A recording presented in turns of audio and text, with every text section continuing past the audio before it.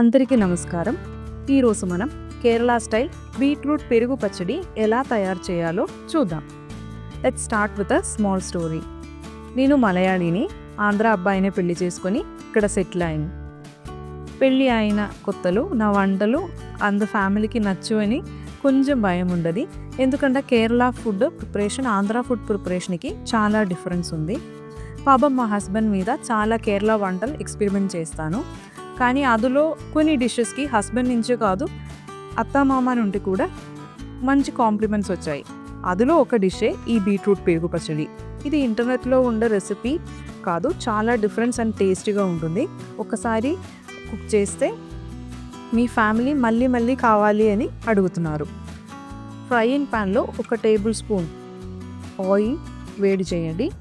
వేడి అయిన ఆయిల్లో ఒక పెద్ద ఉల్లిపాయల పీసెస్, 2 కప్ బీట్రూట్ తురుములు ఆర్ 200 గ్రామ్ బీట్రూట్ తురుములు యాడ్ చేసి ఫ్రై చేయండి.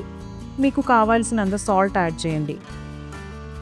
ఇప్పుడు పెరుగు పచ్చడి కోసం కొబ్బరి పేస్ట్ ప్రిపేర్ చేయాలి.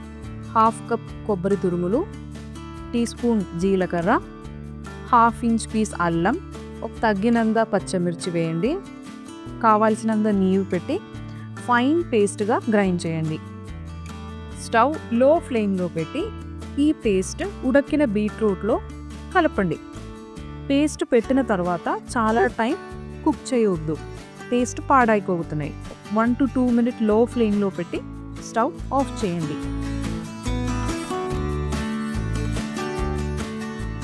ఇప్పుడు పెరుగు మంచిగా మిక్స్ చేసి ఈ బీట్రూట్ మిక్చర్ పెరుగులో కలపండి. తాలింపు కోసం 2 table spoon coconut oil are మీకు నచ్చిన ఆయిల్, ఆవాలు 1/2 టీ స్పూన్, 3 డ్రై చిల్లీ, కొంచెం కర్రీ లీవ్స్ యాడ్ చేసి తాలిపేయండి. మీరు బీట్రూట్ పెరుగు పచ్చడి రెడీ.